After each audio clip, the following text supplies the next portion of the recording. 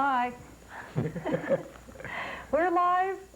We sure are live here from Shaw Cable, the Kootenai Weekly Express, and Nelson Becker, Heather Hutchinson, and John Brand, President of the Chamber of Commerce here in Nelson.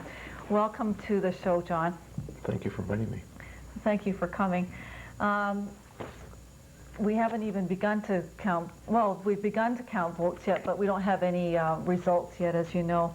So I thought that what we just talk about a bit is the role of the Chamber of Commerce in the community, and what you see, speaking for the Chamber of Commerce, as one of the major issues for Nelson today. Well, the Chamber is Chamber of Commerce in Nelson, as all chambers throughout Canada, is there to foster and encourage business. And in Nelson, that business is through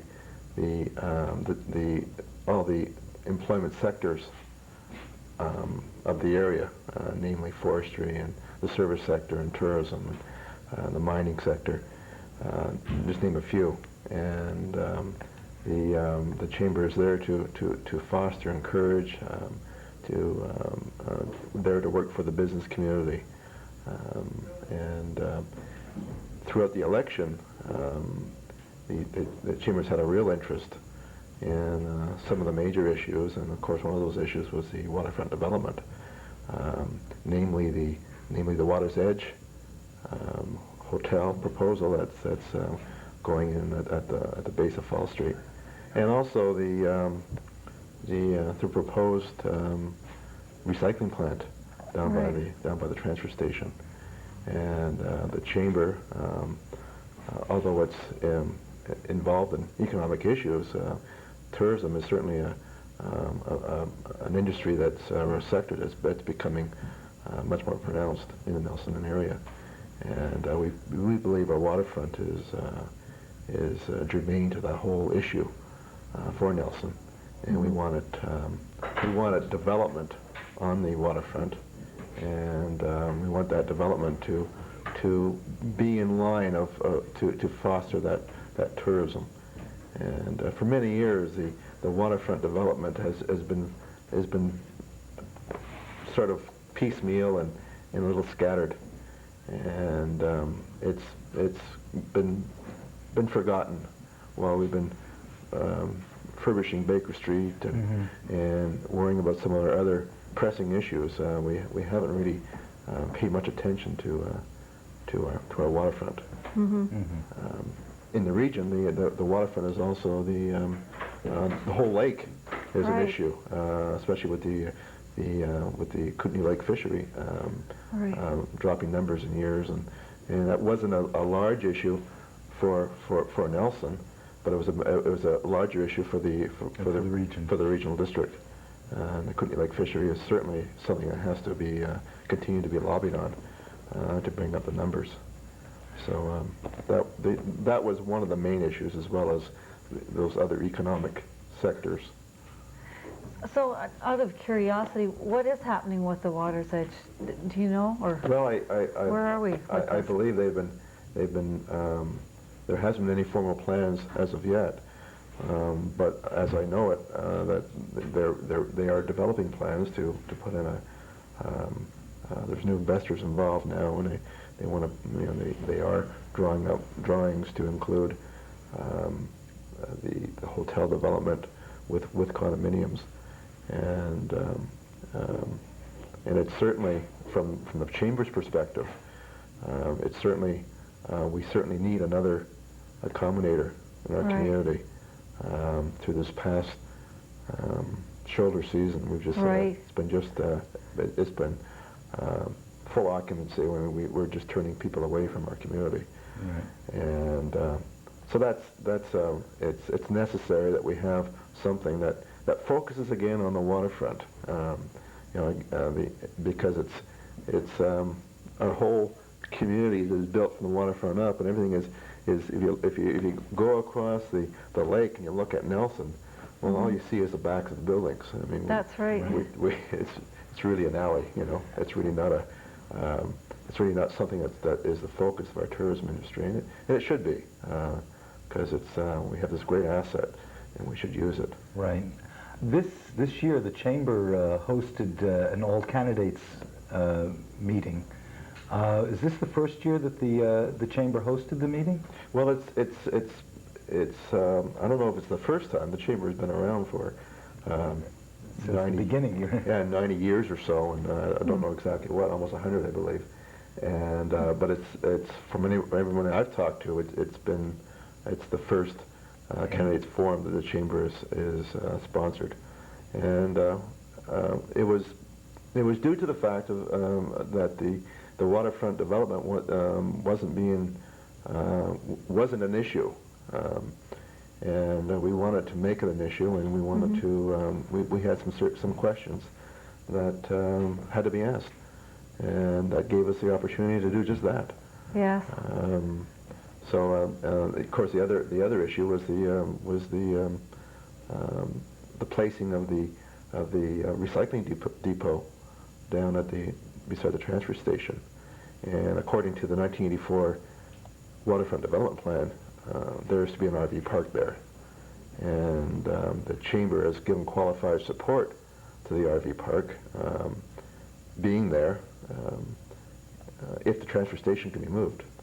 And we'd like to see that transfer station be moved for the simple fact, if you're bringing your family in a motorhome or whatever, yeah, maybe a pretty lake, but certainly not that nice when you've got a transfer station behind you. It's a real interesting location. I wonder how many citizens have actually gone down and drove down that strip there and seen what is at the end of... You know, I went down with Phil Best, who's the chairman of the Waterfront Advisory Committee, and he has a real vision for our waterfront. And it's really interesting when you get, you know, from the highway coming into Nelson, it just looks like nothing. But I think if you were to cut back all the brush and all the weeds and all the grass that's allowed to grow for the last umpteen years, that could be quite a pretty area. Oh, yeah. That big mound beside the transfer station, it certainly can't be moved. It's got to stay there. But it can be, you know, you can grow things on it and make it look like something, look like part of something. And it's just a bit of a hill, but it's certainly not a place to have a dump. You know, most communities throughout North America are developing their waterfront. They are. I mean, you look at Vancouver and Toronto, and look at the communities in the Okanagan. Their waterfronts are their show places. Yes, in some ways, our waterfront has become our industrial place, and we spoke with Sean a little bit about that, you know, and why that was, you know, originally because of CPR and the original deals they made 100 years ago. Do you feel that that your points were taken to the extent that whoever gets into council, without mentioning any names now, do you feel that all of the candidates are well aware of the needs of developing the waterfront, and are you fairly secure that things are going to move in a direction that's good for this community? Well, I think you know, without naming names, I think the candidates we've had have been terrific candidates. And I think every one of them have said that they would listen to the people, and I believe they're sincere when they said that. And although the waterfront development wasn't a large issue at the beginning of the election, it certainly was brought out, and I think it became more of an issue. Oh, excuse me, John. Stay with us. We're going to go to Central School now for a report from Marianne, and it looks like Patrick there. So maybe we've got some results coming up, and we can do a few comments on that too, okay? All right. Hi, Marianne. Hi, Heather. We do have a few preliminary results. I've got Patrick Fowler with me, as you recognized, and he'd like to make a few comments. Thanks, Marianne. Just these are very preliminary results, and it looks as though, at the beginning anyways, we've got 196 for Ramsden, 166 for Heflin, veteran Alderman Stan Grill with 145, and Sanda Lane, who's been on council now for a year, is with 32 votes rather, and those are very, very preliminary results.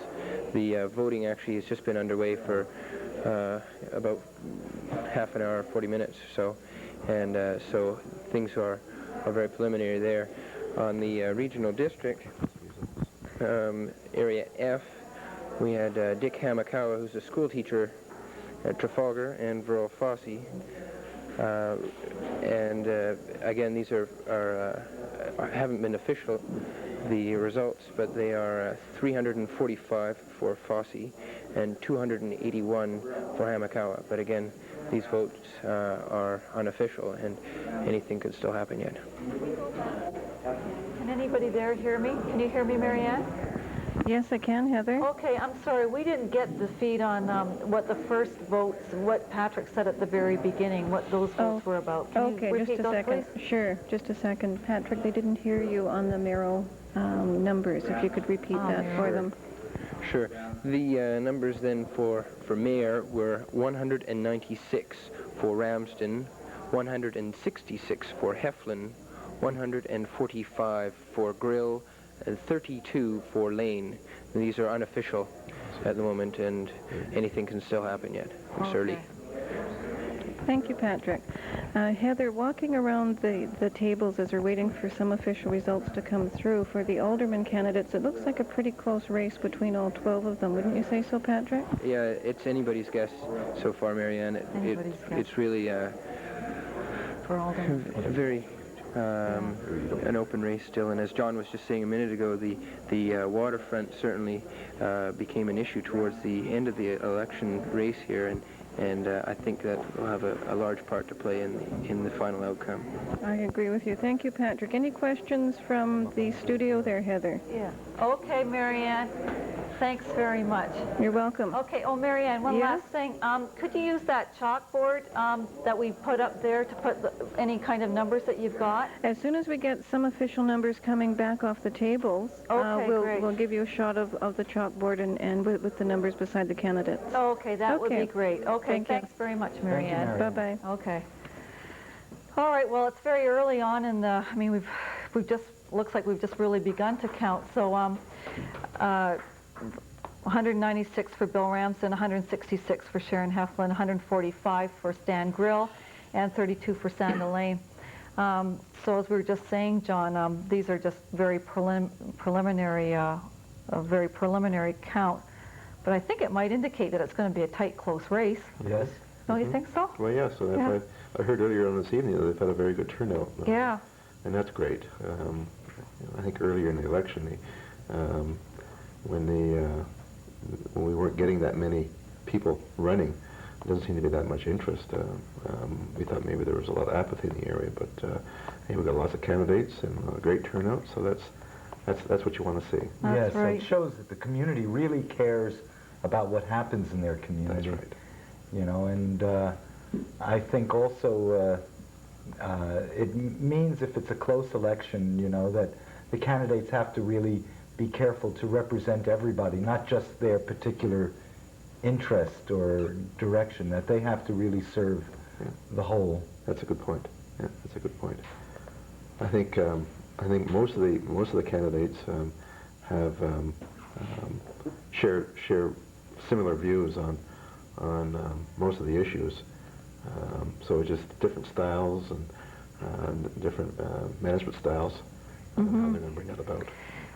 Gerald Brodering brought up a good point about management, actually, and he saw himself, one of his roles as an economic developer. I mean, a manager that way. And do you think that the next mayor will have to still maintain that kind of position? Well, I think in the last few years, maybe the last 10 years, I think the position of mayor has evolved. Right. I think the days when prior to our last recession, we thought of a mayor as a bit of an administrator. He pretty well just ran the city works and collected tax money and made sure everything ran well. And I think because of the recession, it pushed a lot of public officials into economic development. And Gerald Rodering was excellent at it. He was a tremendous marketer, tremendous salesman. Right. And I think that's the kind of mayor that most of the communities are looking for. They're looking for that, somebody who can sell the community, who can bring business to the community, who can give that profile to the community that they may not otherwise achieve, because we're all out there competing to be seen. If you've gone outside the community, we've always heard of the great mayor we've had in Nelson, and because Gerald certainly sold himself and sold the community. I'm wondering if we're going to go into recession again. I'm saying if, although they say The rest of Canada is, whether Nelson will or not. what's happening in the United States. Are we going to be on hold? And the kind of mayor that we're going to have here is going to be someone that keeps us on hold and just keeps us on an even keel, doesn't shake any trees, doesn't break any new barriers of ground, but just tries to maintain something steady. What do you think about that? Well, I think it's interesting. We've diversified our community in the last 5 or 6 years, and it'd be interesting how we do. We haven't got that mill in our community to shut down for us. Right. And what that does for our community, it psychologically keeps us on and up, because we haven't got something shutting down. But Nelson, in the last 4 or 5 years, has become a much more regional community. We bring people into Nelson from the area, and so although Nelson is mainly a service sector, made up of service sector employees, we're no longer resource-based, although we do have some resource-based workers working in Nelson. But in large part, they're the people who live and work in Nelson are employed by the service industries. But when you get outside Nelson, you do find a lot of mill workers, a lot of people working in forestry, in the contracting. So, recently there's been layoffs at Slocan Forest Products and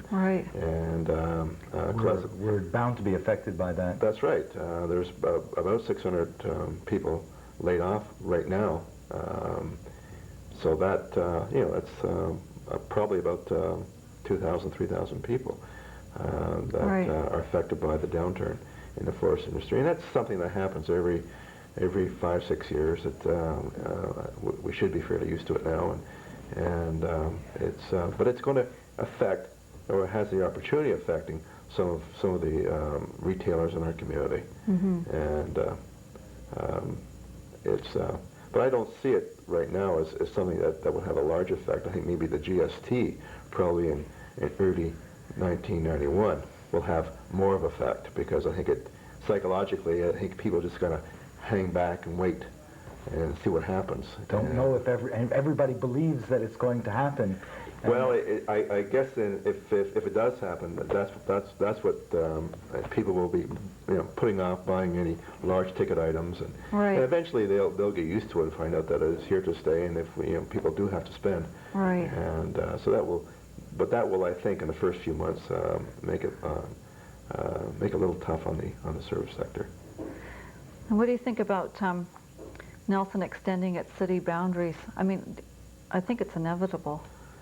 I'm not quite sure how that's going to happen. I think if you went out to the regional district and asked them on a referendum, what the answer would be. I mean, why do they want to be part of a city and pay more taxes, right? So there's got to be a carrot. There's got to be, they've got to obtain more services than they're already getting. There's got to be talk of a sewage system or proper water system. So that, I think, is something that may happen down the road. And throughout the election, I heard that if it could be imposed by provincial government, if that was to happen, and we were to give a time limit to bring about extending our boundaries, and I guess we'd work towards that. But I think right now, I don't think the people in the region are really ready for it. Yeah, I've just heard that they're talking about extending the bus route out. Have you heard this? Yes, I have. Yeah, probably starting on January the 18th. it's been a date that's been set. They'll send one out to Balfour and then out to 6 Mile. I was just wondering if this is one way to kind of start moving out that way, or it'll be the regional district that supports that transportation system, though, won't it be? So whether they amalgamate their transportation systems or not, I doubt it. Mm-hmm. Yeah, I wouldn't. Yeah. I'm not sure how that would work, and I'm Yeah. not sure how that's funded. I'm sure they're being funded by the City of Nelson's transportation system is funded by the BC Transit system, Right. Yeah. in large part. So I'm not sure if the regional district is being funded in that way. But I guess I just asked the question in the first place because, as we talked about a couple of days ago, Nelson, the city of Nelson's population is declining a little bit, while outside in the region, the population is rising, and part of that's more single people living. I did pick up the statistics at the Chamber of Commerce, by the way. Thank you. Very good. Yeah. And I talked to Dan Cook, and he said within another month there'll be, it'll be better put together a whole list of demographics on Nelson and the regional district, something that's been a long time in coming, and I'm really glad to see that happened at last. I remember when I first moved here, I said, well, where's the demographics of this town? And well, there was like a piece of paper that sort of gave population, and that was about it. But I guess that the population is an estimate today. There hasn't been a census here. No,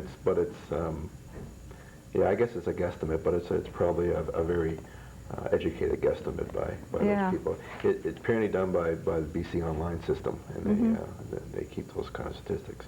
But yes, you're right. And I mean, Nelson, due to Nelson's geography, right. Nelson can't really go anywhere else, and so the people to the area, although Nelson is a focus, they're moving out to the Slocan Valley or to the North Shore or to to Blewett, that area. So it's the area is certainly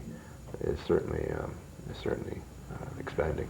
Yeah, and that means that on one level, the city has to support more, I mean, through our library and through our roads. I mean, we are having to support a bigger population, but less of a tax base to support that at this point. So I think this might be an issue that comes maybe to the fore by the year 2000 or so. It'll be looming. Yeah. Possibly. Okay, in about 2 or 3 minutes time, I've received word that we'll be going back to the polls and checking to see what the latest results are. And but that'll be, oh, I see Marianne. I don't know if she's ready to go on yet or not.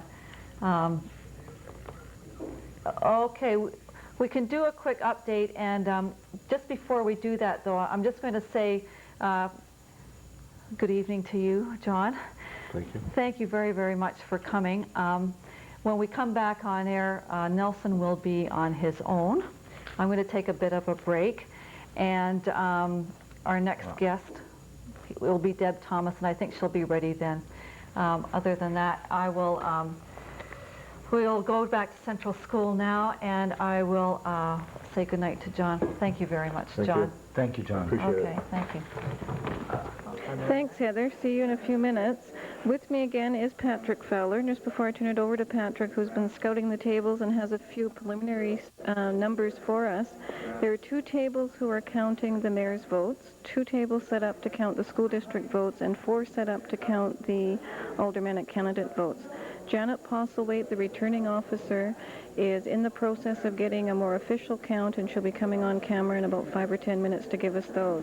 But Patrick, can you tell us from, I believe you just have the mayor's numbers here from scouting around those 2 tables, what it appears to be right now? Well, Marianne, as you said, I've only got the mayor speak. It's interesting if you stand and watch the tables. They're going so fast that it's very difficult to keep a count, and it's hard enough keeping just a watch on the 2 tables that are counting the mayors. And so, from what I could see, anyways, we've got Bill Ramsden with 430, Sharon Heflin with 380. Stan Grill with 340 and Sandalane with 90.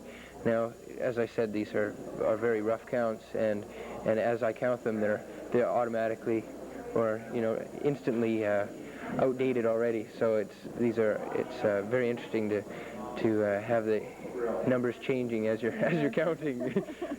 So it's as Marianne said, we're going to have some results from Janet in a minute, and hopefully they will be a little bit more comprehensive than we have at this time. That's right. Thank you, Patrick.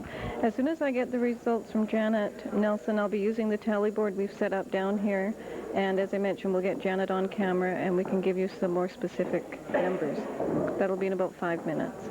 Do you have any questions from that end? Not right now. Can you hear me okay? I sure can. Well, that's great. No, not right now. You're doing a great job. Well, thank you. And I look forward to seeing the results come on the board. Okay. Otherwise, we might be here till 3 in the morning. I hope not. I hope not as well. Thanks, Nelson. All right. Thank Bye-bye. you. Thank you.